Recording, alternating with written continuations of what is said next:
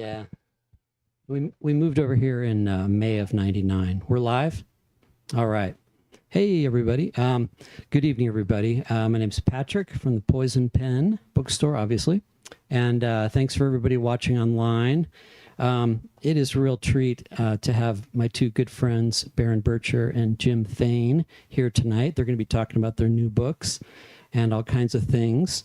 So please help me give them a nice, warm welcome. October welcome. Yeah. I figured we'd just have a conversation, just kind of, yeah. Yes. I thought, maybe before we get into the books themselves, I'd like to maybe have you guys talk a little bit about your lives before you became writers, because you both have very interesting backstories. Starting with Mr. Birtcher. Okay. Okay. Very good.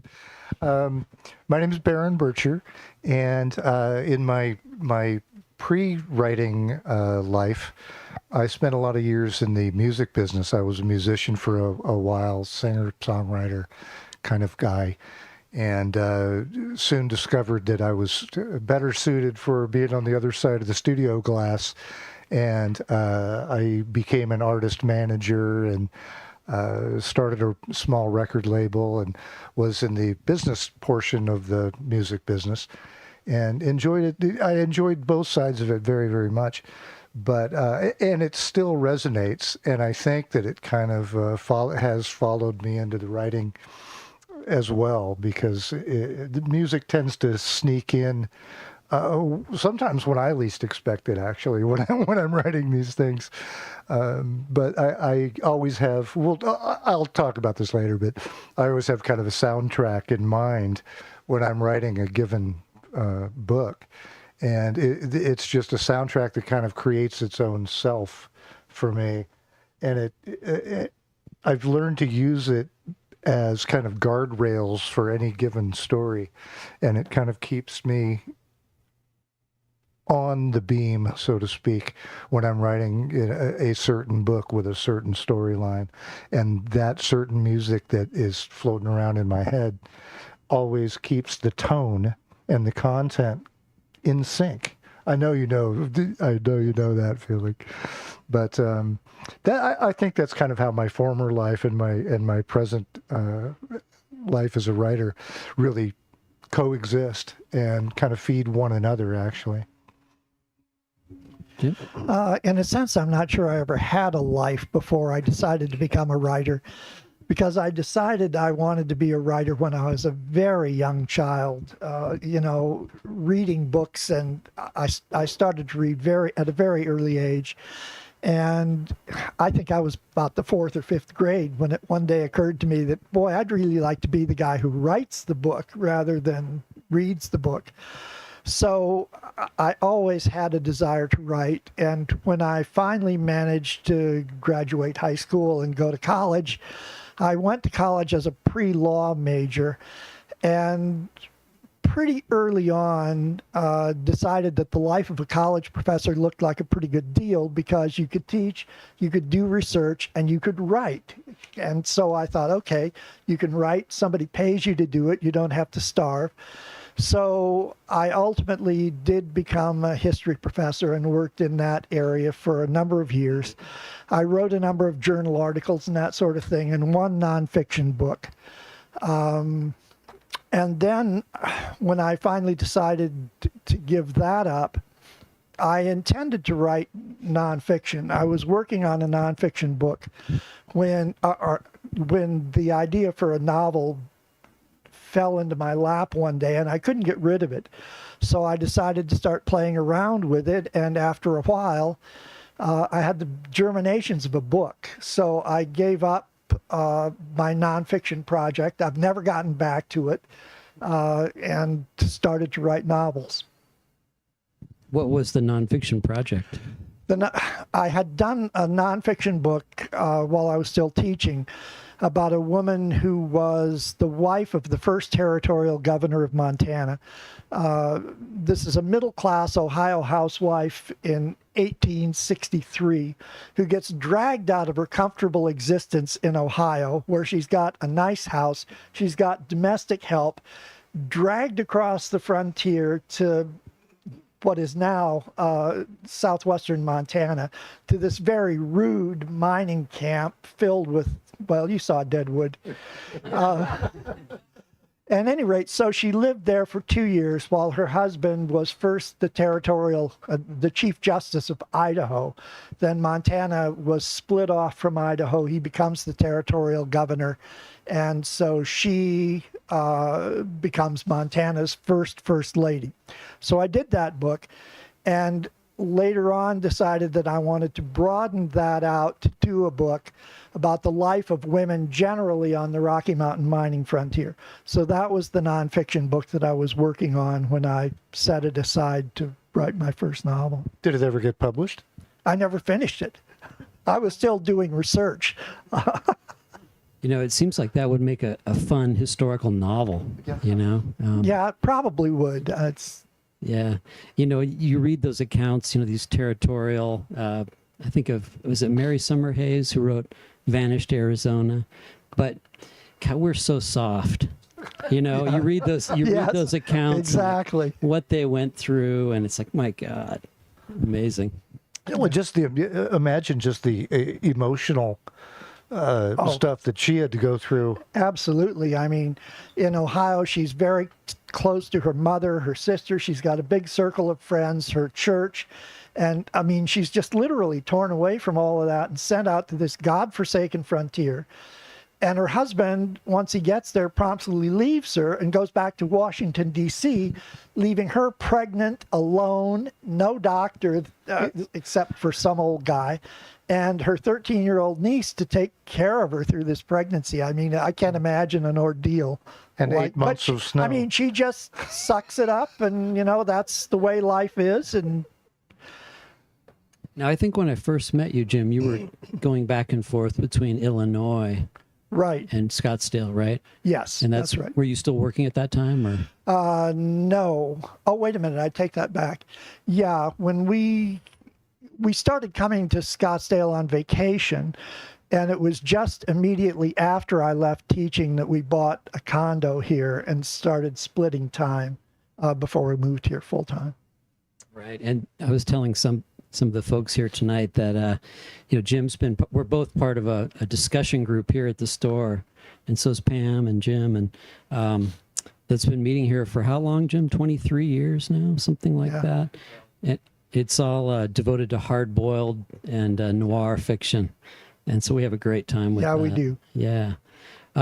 Well, I want to kind of go back and forth with you guys because your books are so rooted in place. And when I first met you, Baron, I think you were living in Hawaii at the time.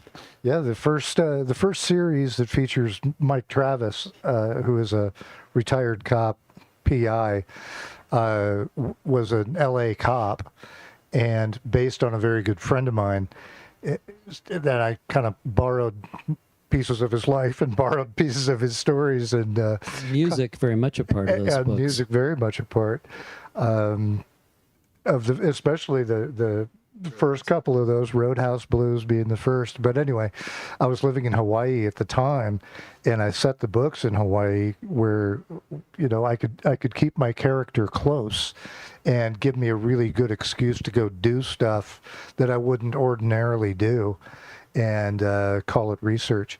And it was great fun. That turned out to be one of the better experiences. Well, as we find out when you do that kind of thing, research is a blast.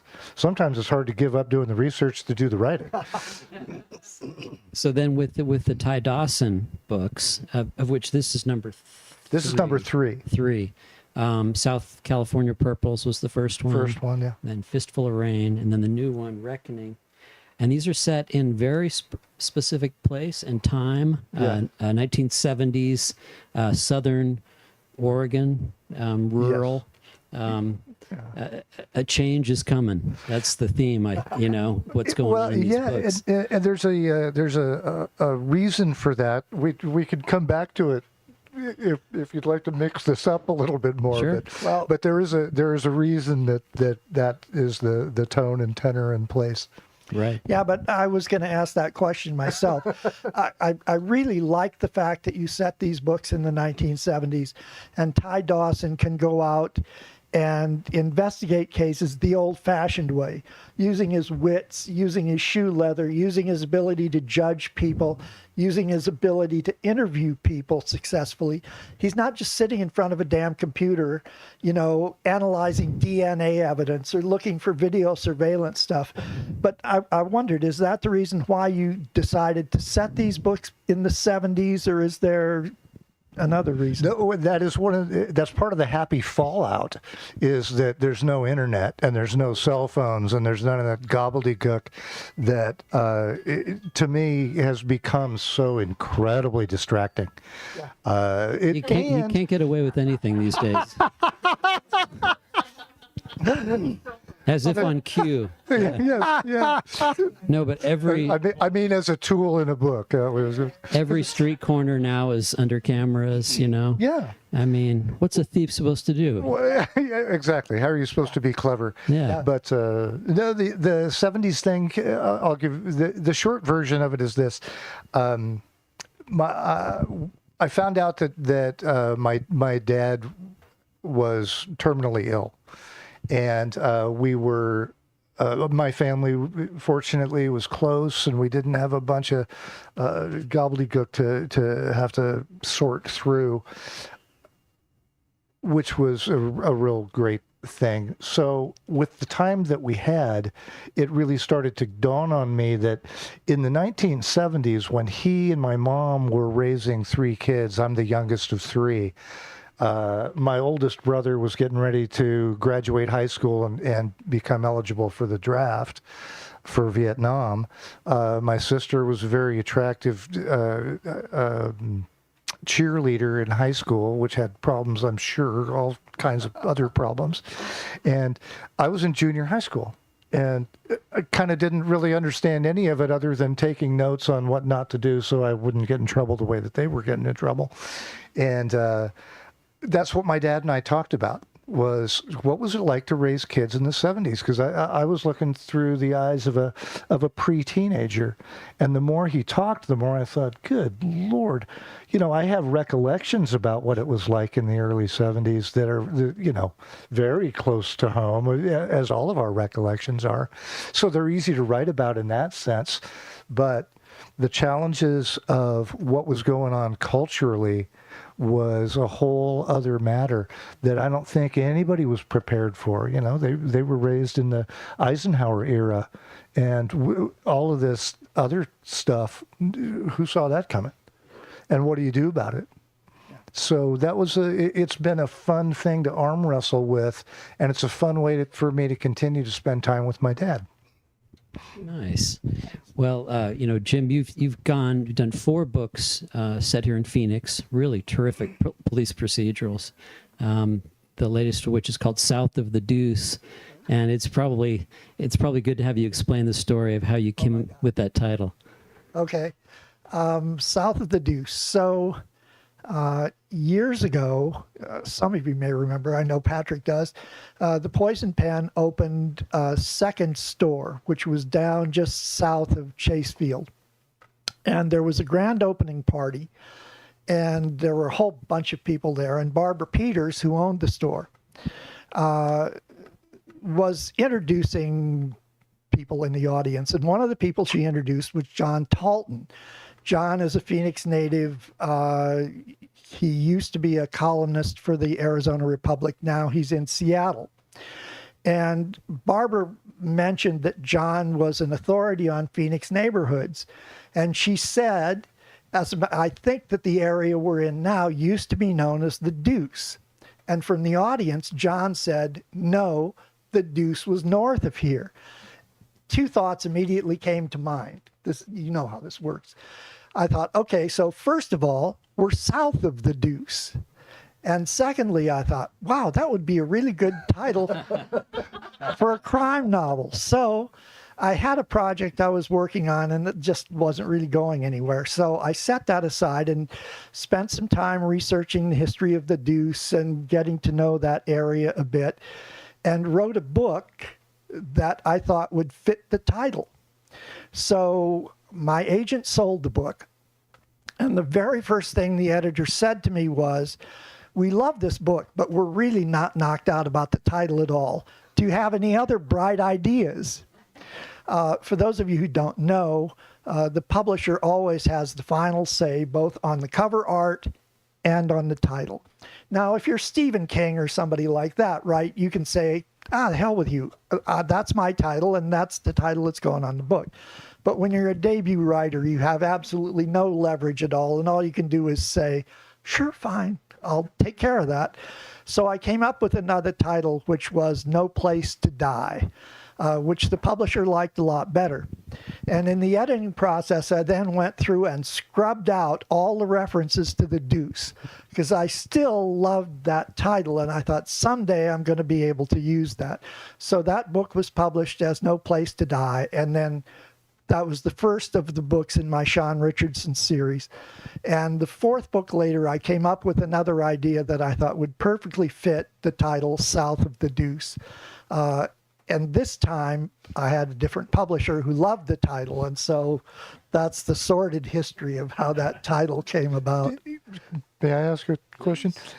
Do you find that when you have a title in your head before you start your project, that somehow it feels different as you're writing it? I'm not sure, because that's the only time it's ever happened to me. That's the only time I've ever written a book having the title in mind first. Normally, well, this one came close for reasons I could explain later, but normally I've always kind of wrestled with titles and then said to the publisher, do you have any bright ideas? South of the Deuce was the only one I really fell in love with. I love that title. Ever got anywhere. That was awesome. Well, and the first thing Barbara said to me when I told her the story, she said, "Oh, that's terrible. I liked South of the Deuce a lot better." Well, see, the title itself is mysterious, and that's what's so much fun about book titles, you know? Yes.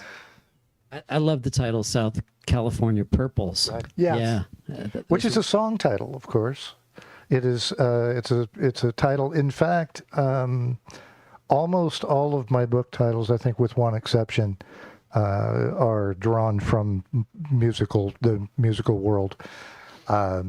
But South California Purples is a song by Chicago on their very first album, Chicago Really? Transit Authority.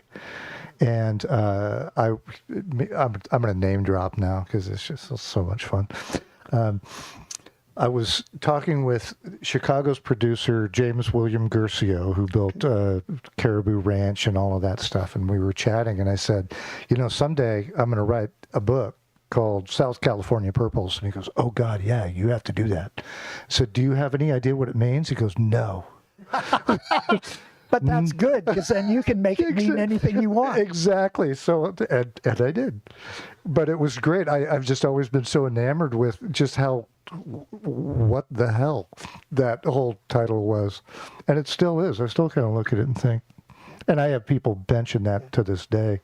What's the title mean? Well, not telling. Yeah, I'm sure people assume one thing, but it makes you want to find out. And some titles are like, what does that mean? I don't care, But anyway. Well, it beats, the dead guy. Yeah. Yeah, right. Exactly. Oh, okay. All right. Well, Jim, and so Arizona and then Montana. Right. And then in Tyndall, is it Tyndall? Tyndall. Yes. Let's just kind of go all over the place, if you don't mind. The story behind Tyndall is so interesting. I remember you were talking about it when you were writing it. Right. We will get to the new book, don't worry. But let's go down memory lane a little bit. Tyndall is a little town in South Dakota, tucked way down in the corner near both Iowa and Nebraska. And my grandmother was born there. My mother was born there. And my grandfather died there in 1925 when my mother was only 5 years old. And as a little boy, I can't remember how old I must have been, 7 or 8, I asked my mother, so what happened to Granddad? How did he die? And my mother said, well, he was killed in a bank robbery. And then she quickly changed the subject, never mentioned his name again. And even at that age, I could tell this subject is totally off limits. But it was very strange. There were no pictures of the guy any place in the house. My mother never mentioned him. There was never any mention of his birthday, never any mention of their anniversary, nothing. And so just after my mother died, Patrick mentioned that I, at the time, was driving back and forth between Montana and Illinois. And so one summer, driving out from Illinois to Montana, I reserved a couple of days. I had checked and discovered that the little Carnegie Library in Tyndall had all the newspapers back from the 1920s. So I thought, okay, I'm just going to detour off the highway here, and I will spend an afternoon in the library looking at the newspapers because I want to know about this bank robbery. So I knew that my grandfather had died on May 20th, 1925. So I'm got the microfilm jacked up there in the library. I'm rolling through it, and I come to the issue of the paper for May 21st, 1925, and the headline is, "Local Banker Shoots Himself in the Vault." My grandfather had committed suicide in the bank's vault. That's what I thought. That's a statement. So I basically had no time to do anything with this other than just read a few quick newspaper articles. But it's a long, involved story involving corruption in the bank. But my grandfather was the assistant cashier. The head cashier had embezzled like $200,000 from the bank. My grandfather caught him out at it. And for whatever reason, instead of immediately going to the bank president or the board of the directors, he goes to the cashier and says, I've caught you. What's going on? And the guy says, oh, I just took them. I'm going to pay it right back. I'm going to pay it right back. So my grandfather kept putting off going to report the guy. And inevitably, of course, the bank examiner showed up and found the discrepancies. And my grandfather, even though the bank president cleared my grandfather of any wrongdoing, had no part in any of this scandal, except for the fact that he hadn't reported it earlier. My grandfather apparently was so despondent and depressed that his reputation in the community was going to be ruined that he took the bank shotgun and went into the vault one morning. And so I guess that's why my mother didn't want to talk about it. But anyhow, my brothers and sisters insisted there had to be a novel in all of this. And so there is. You wrote the novel. Yeah, it's terrific too. Is that called? It's called Tyndall. We just happen to have copies up there. Baron, let's talk about. I was looking deeper at the cover of the book, which is really evocative, and there's so much in it. It's the urban versus the rural. It's there are a lot of classic sort of Western tropes in these books, as well as crime fiction. And I was thinking about it, tell us a little bit more about Meriwether County. One of the things that happens in the book early on is this old school rancher, the U.S. Game and Wildlife. Yeah, U.S. Fish. Well, tell us what's going on in the book. It reminded me a little bit of those 70s novels where it was like, the government versus, right.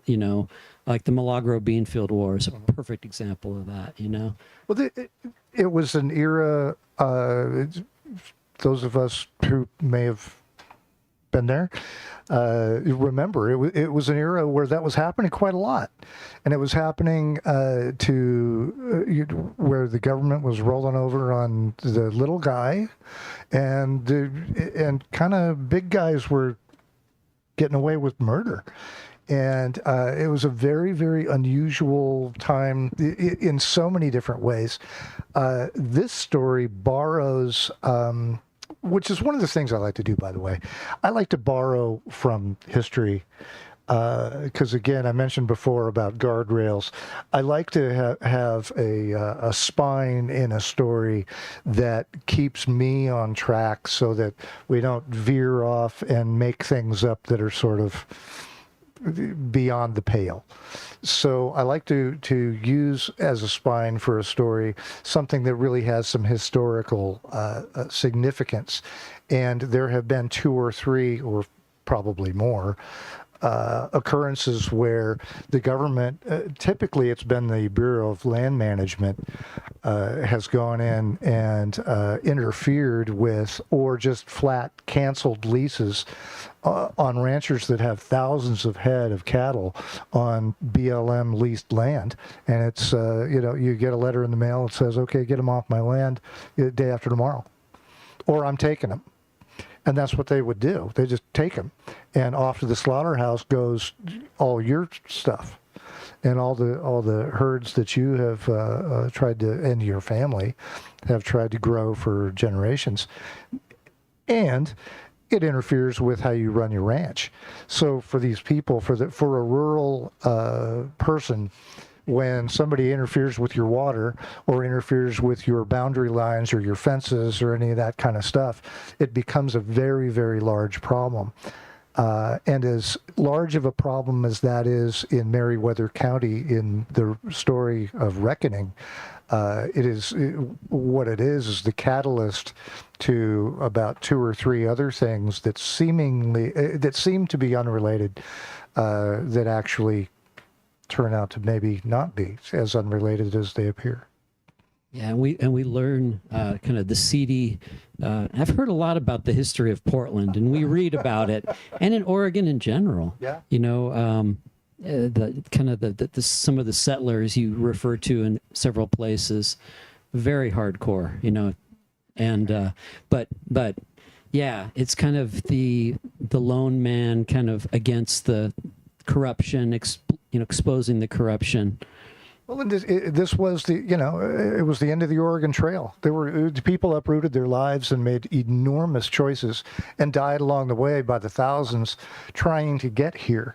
So once they got to Oregon and found that place that had the water and had the land and had what they were seeking, and what they had lost family members in horrible ways and hardship to get there, you continued to fight for Donner Party? Donner Party, Oregon? That was California. That's California, that was yeah. California. Close. But it's similar problem. Yes, exactly. But different solution. But there was a lot of that. And then in the 60s, there was a lot of police corruption and political corruption that was enormous, that really brought about some very large congressional hearings that cost a lot of people their reputations and lives, and that was all due to some very significant misdeeds in the city of Portland. So when, as you alluded to the cover earlier, when rancher Ty Dawson, who's also conscripted as the sheriff of this county, because he's really the only guy who's kind of tough enough and has experience enough to handle the job and doesn't want it, when he is forced with having to be the sheriff of this rural county and discovers that now the city people are kind of bringing their bad acts into his world, that is absolutely a red line. And that's where the trouble ensues. All right, Jim, I got to ask you about the new book here, Shot to the Heart. Wow. What inspired this book? I got to ask. Okay, so this is another one of those, where do you get those ideas stories, kind of going back to South of the Deuce. I guess about 3 years ago, something on that order, I was at my cardiologist for my annual checkup. And at the end of the appointment, he was telling me, as he always does, that I have the most perfectly functioning heart it's ever been his privilege to examine, or something like that. But anyhow, as I'm getting up to leave, he says, you really should write a book about a crime-fighting cardiologist. And, we both laughed because it seemed like such a ridiculous idea. But, I mean, you know how this works. You plant an idea in an author's head. So a few months later, I finished the project I was working on at the time, and I was trying to decide what I might do next. And this idea just kept rolling around. And I thought, could you really write a book about a crime-fighting cardiologist? So I started playing around with it, and I came up with an idea that I thought I might work. So I called him up on the phone, and I said, hey, look, this was your bright idea. You're going to have to be the technical advisor on this book, which he's really a very nice guy, and he was a huge help in the medical details in the book. But so that's where that idea came from. Now I'm just hoping that my podiatrist doesn't read the book and get any bright ideas. Your proctologist. Or him. Yeah, especially him. There's a series here. Yeah. Yes, that's right. Is it lomastazone? Lomastazone, right. Plays an important role in this book. So this is not giving anything away because the murder occurs on the first page of the book. You know who the killer is, and you know how she kills her husband by administering an overdose of a drug, a blood thinner drug, and there are any number of them out there on the market. And of course, I couldn't use a real one, so I had to invent a name. So I was trying to find a name that sounded like it would come out of one of those television commercials on the nightly news. And I thought, okay, lomastazone sounds like it might be just the drug that a person would want to take, if you had a heart ailment of some kind. So that's where lomastazone comes from. And this Cindy, the woman who commits this crime, what a piece of work. Well done. So well done. The basic premise here is that there are two strong female characters in this book. The first of which is a woman named Cindy Parker, who is now in her middle 30s and nearing the end of her shelf life as a sexy convention model here in Phoenix. So her retirement plan is to seduce and marry a very wealthy man who's 30 years older than she is. And after doing that, a year later, she takes him to a very isolated, remote area of Montana and murders him by giving him an overdose of lomastazone. And she's now basically free and clear to collect the better part of $10 million. But she doesn't count on the fact that the victim's daughter, Laura Martin, is a cardiologist who knows more than a little about strokes and associated. And anyhow, Laura is absolutely convinced that this woman has murdered her father, and she's determined to prove it. So the basic structure of the novel is these two clever, determined, beautiful women, one trying to escape justice, the other one trying to bring her to justice. That's the story. And there's actually two cardiologists. Yes. That would have been a fun title too. But this the guy, two cardiologists. Her accomplice is the aptly named Derek Toole. Yeah. He does seem like a tool. Yeah. He's like I thought that was a name that fit the character. He's a classic douchebag, as the kids would say. Yeah. Yeah. So it just seemed like you had an awful lot of fun writing this book. I did. Once I figured out a direction to go with it, it was a lot. And once my cardiologist got me straightened out on the medical details, yeah, it was really fun pushing. This is one I really enjoyed going into the study every afternoon and playing with. Let's see. Well, so he signed off on it then? The cardiologist? He hasn't read it yet. He hasn't read it yet. Right. So we'll see. Yeah, absolutely. I'm seeing him at the end of the month, so I'll be taking him a copy then. And then also, you mentioned Laura, the doctor, and there's also a private investigator that she hires, right? Named Monica Workman. Like that name too. Yeah. And so, a little research about these days what a private investigator actually does. So much of it's, as you would imagine, online, in these different databases. So you do get into that a little bit. Yeah, right. I mean, my cardiologist who's trying to solve the mystery of her father's death needs some assistance. Basically, she needs to know the background of this woman, that sort of thing. So she hires a private detective named Monica Workman.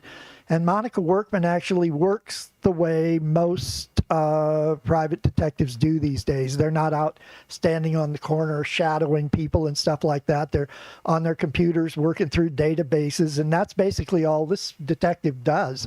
We never see her outside of her office. She's just there pounding the keys on the computer, sorting through databases just like Emily would. It's funny, you watch First 48. Anybody watch that great show? Yeah. The criminals are always like posting on Facebook and doing really stupid, or Twitter, Yeah, exactly. and that's how a lot of them get caught. Yeah. Let's see, what else can we talk about with the new book? Anything else you'd like to cover? There's a lot going on. There is a lot going on, and I think that what is engaging for me as a writer, and I hope always makes it to the page in the Dawson series, is I'm glad you brought up Meriwether County, because I think the place has as much to do with what it informs the characters as much as anything else that the characters encounter. Is just the culture from which they come, and their frame of reference, living the way that they do, and having the expectations that they do, living in a small rural county in Oregon. And Yeah, I mean, it sounds like you do the same thing with. There's a rural mentality that is different, isn't it? Yes, there is. I do want to say, though, that as important as the setting is in your novel, not just this one, but all of them, you really create some richly developed, well-rounded characters. I mean, even the minor characters in your book are really very well done. That is a very great compliment coming from you. I appreciate that. Yeah, in the new book, some of the, for my money anyway, the most magical scenes are with Ty and his daughter Cricket. Yeah. Because she's obviously part of this young generation, and Yeah, and they have a lot of conflict because of that. She's a college freshman, and she comes home and brings home her newfangled ideas, and that becomes kind of a problem too in 1973. So, and it was all, that was kitchen table talk for me, and these were the conversations I alluded to earlier that I got to sort of dive a little bit deeper in, and think of them through an older man's point of view. And hearing all of this stuff that is so high-minded, because we all know everything when we're 18 or 19, right? And we only discover when you're 40 or 50 how little you actually know. And there's just so much hubris that young people bring to the party.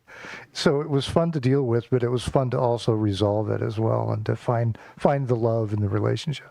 well, and also his deputies are really interesting. Talk a little bit about Powell and what was it, Griffin? There's a couple of them, both of whom he conscripted. He was conscripted. Ty Dawson was conscripted as sheriff, so fair was fair. So he goes down to his own group of cowboys that work on his ranch, and asks for volunteers for deputies. So two of them step up and do so. One of them is a young black cowboy, which was very unusual back then. Less so today, fortunately, but very, very unusual. And the other is a Vietnam vet that's freshly back and, kind of getting his feet back on the ground as a cowboy, and trying to put the Vietnam life in the rearview mirror. So the military aspects of their experience kind of coalesces with the Western aspects of their lives, and I hope that it makes a cogent and interesting sort of potpourri. And there's definitely a code that they adhere to. I'm not sure if it made it into the final It did. book. It's in the very end. I actually, because I always refer to the Cowboy Code in this series, and I thought, well, I should probably print it. So, finally in the third volume, I put it. It's back where the acknowledgments are, and it's very much the code by which all of these people live, and I think the people of the county, for that matter. It's not just the Dawson Ranch. It's the prevailing mentality of Meriwether County. So I would think that would clarify, I would hope that it would clarify a little bit how alienating that would be when someone enters your world that has no idea what this cowboy, no respect for the cowboy code at all. It could be a little disruptive. Right. Jim, it occurs to me that I think we did a virtual event about the book prior South to of the this. Deuce. Yeah. No, Picture Me Gone. No, we didn't do one for that. Okay, well that's why I was South of the Deuce is the one we did the virtual event for. right. It's kind of a blur these last few years. I understand. But there can't be anybody in the book business who's working harder than you are these days. well, Barbara definitely. Talk a little bit about Picture Me Gone, 'cause since you haven't had a chance to talk about it. Picture Me Gone. Early on, I did a book called Until Death. And one of the principal characters in that book was a very high-end Phoenix escort. And in doing that book and doing the research for that book, it occurred to me to wonder, what if you were a parent and somehow wound up on one of these websites where these women advertise their services? What in God's name would you think if you saw a picture of your daughter there? And that just kind of kept bugging at me. So the story of Picture Me Gone is the main character is a female executive named Molly McIntyre. She's an executive in a firm in Minneapolis. And one day, 5 years before the story opens, her idyllic life is shattered when her 17-year-old daughter, Jennifer, fails to come home from high school. She and her husband report the daughter missing, of course. The police investigate and conclude that Jennifer had been abducted and murdered by a sex offender who had recently been released from jail and who was living with his sister in the neighborhood. But Jennifer's body was never discovered. The police couldn't put together enough evidence to actually charge this guy with the crime, although they did charge him with some other stuff related to child pornography they found on his computer. Molly's life is then further totally destroyed when her husband, Alan, is shot and killed by the police after he shoots and kills the man that the police suspect of abducting their daughter. 5 years down the road, an anonymous friend sends Molly a link to an internet website called Fantasyland, where high-end female escorts here in Phoenix advertise their services. Molly is stunned to see on the site a picture of a young woman who looks very much like the daughter she has long assumed to be dead. So Molly races to Phoenix in an effort to try to find this woman to determine if she is her daughter, and if so, why in God's name she's been out of touch for 5 years. Complications ensue. Wow. Let's open it up to some questions from you guys.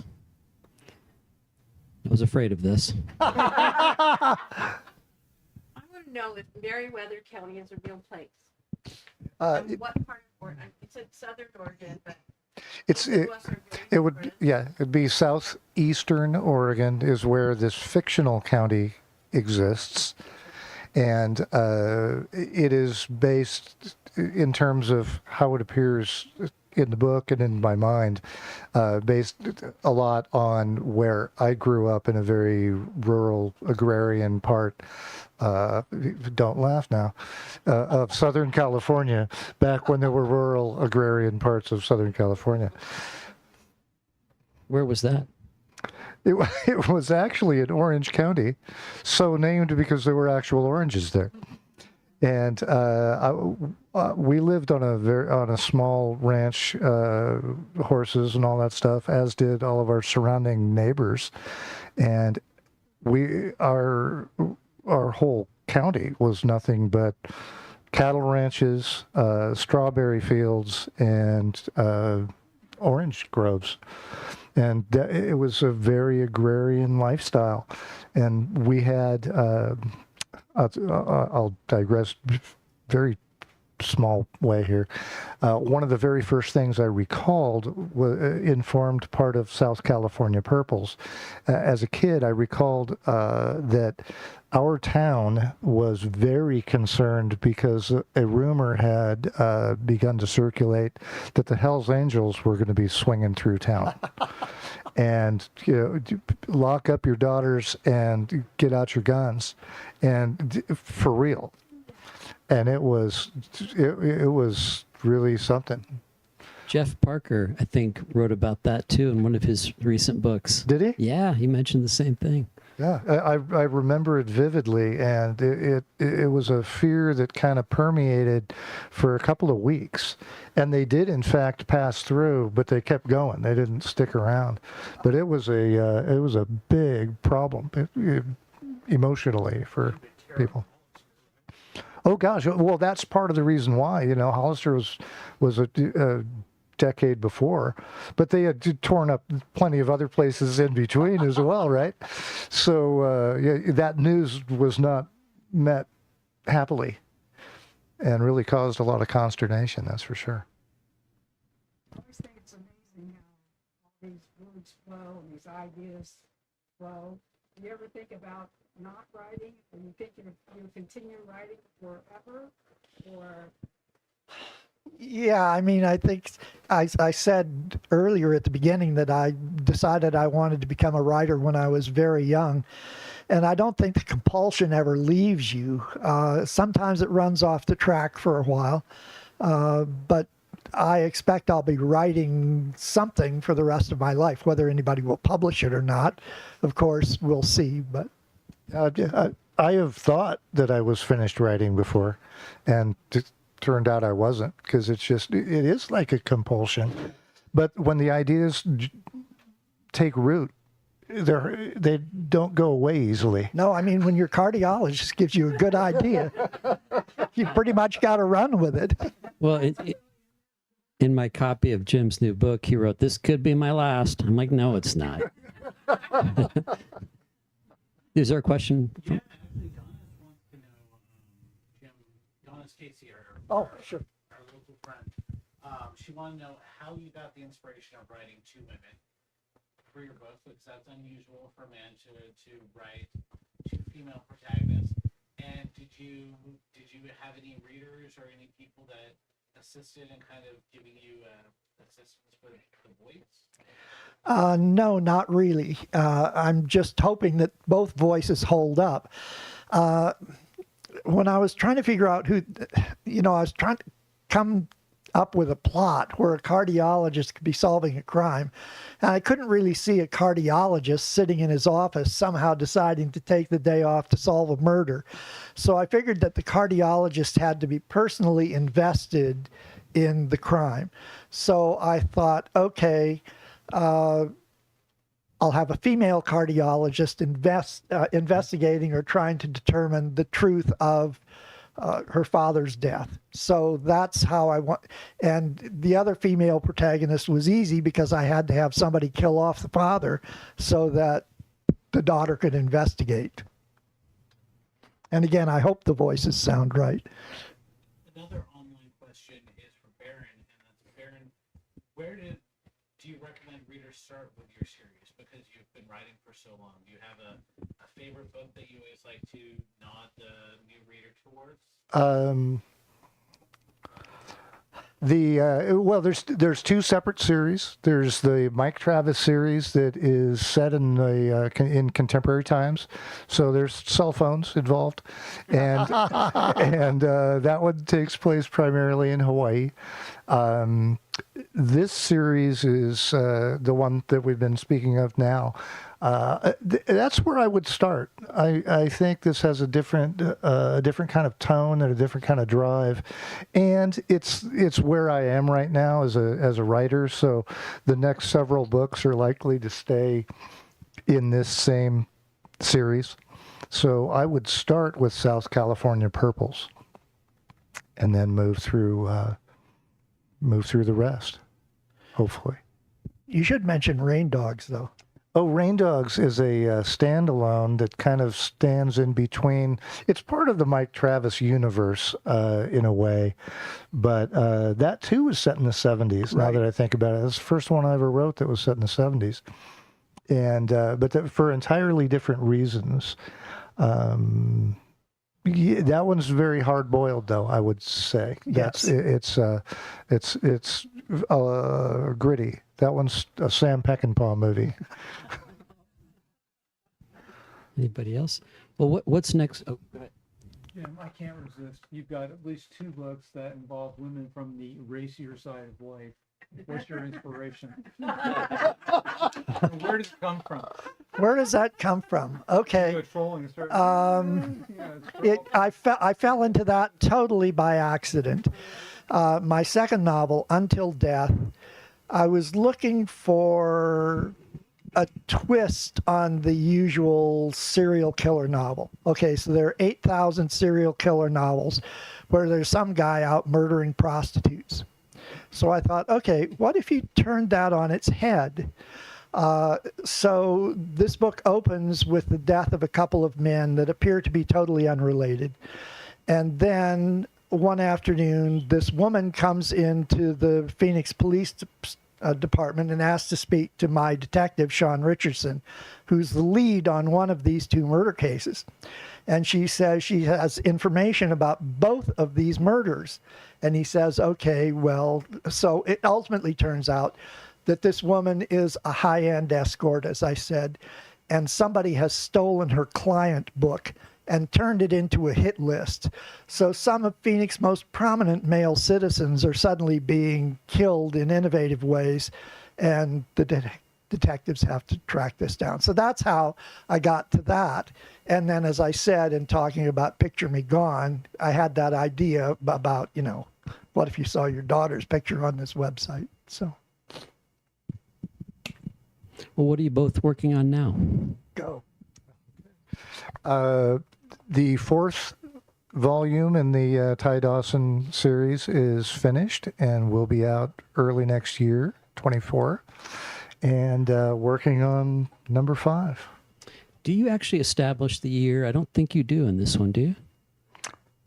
I don't know. I'm trying to, I'm think so. consciously I kind don't of think stepping so. back from Yeah. that. I'm trying to be more seasonal about it so that we can, We're- kind of bring that into the story. Mid-70s, though, right? Oh, yeah. It's going to remain in the 70s. So, yeah, we're mid-70s now. Can you give us sort of a About taste of what's 1975. going on in this new book? In the follow-up, The follow-up. the follow-up is called Knife River. It involves, it too is a nested narrative that has 2 or 3 different story arcs that are going to weave together into one aha at the end. And it involves the return of a kind of a young man who left town under a cloud back years ago as a teenager because there was some question about whether something really tragic had happened at his hand. When he comes back years later, no one recognizes him at first. And then things begin to happen for him. And that's Knife River. That's the backbone of Knife River. Sounds great. That's a good question. When I wrote that inscription in your book, I was sort of beating my head against the wall because I have a book that I started and I've gotten, 15 or 20,000 words into it, and I really loved where it was going. Then all of a sudden the book stopped speaking to me. I just can't get it to move ahead anywhere. So I set it aside and I've started something else, and I don't know if that's going to work out. But I'm hoping that sooner or later lightning will strike and one of these books will come to fruition. But I have no idea. Does it start with both you guys with voice? Do you hear a character talking to you, or is it more of a setup, like an idea? For me, it's more of a setup. I think it's the idea, and then I hope I can find a character that fits it. Right. Yeah, there's a there will be a narrative backbone that will occur to me that I think, oh wow, that'd be a fun place to start. Then what happens next for me is a title to go with, so that I can write to the title of that book, and try to keep the tone and the narrative, and use language that is consistent with how that title should feel. Interesting.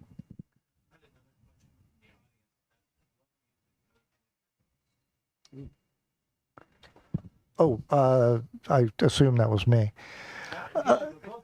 Okay, go ahead. As I mentioned, there's always been a soundtrack that goes with these. I was asked several years ago to start putting the soundtrack into the books. There is an allusion to, or a mention of it at the end of Reckoning. I think Fistful of Rain as well. So you can actually follow the soundtrack that I was listening to as I was thinking through. Now I don't listen to music when I write. I write in dead silence. But when I'm finished and I go home afterwards, I want to remain in the 70s. I want to remain in the zone, emotionally speaking, and that's why the soundtracks exist. But they are listed there, and they tend to make the song titles tend to make their ways into the stories as well. So you can spot it pretty easily if you know music. Yeah. Like you, I don't listen to music when I know a lot of people who do, and I cannot concentrate. I have to lock myself in my study, close the blinds, eliminate all distractions. My Sean Richardson character is one of those detectives who listens to a lot of music, although he's kind of all over the map. I did put together a Spotify playlist, which is called South of the Deuce, the music of Sean Richardson. And I put together the songs that he's listened to through the first 4 books in that series. But I mean, as I say, they're all over the place, from Billie Holiday to, Brian Chartrand to all kinds of folks. Dave Alvin. Dave Alvin, yes. Absolutely, Dave Alvin. No Willie Bloughton, no D lines. No. You hadn't turned me on to those guys yet. Yeah, we always nerd Speaking out of about Portland. yeah. Yeah, right. Well, let's see if there are no more questions. Maybe we'll wrap it up and have you guys sign some books for us. Okay, Very good. great. Sound Thank good? you all for being here. Thank This you has very really been a much for pleasure. coming. Thank you. Thank everybody online Had a lot too. of fun. Thank you. And Zoom too. Thanks. You guys want to stay here, or do you want? Anywhere you'd like us to.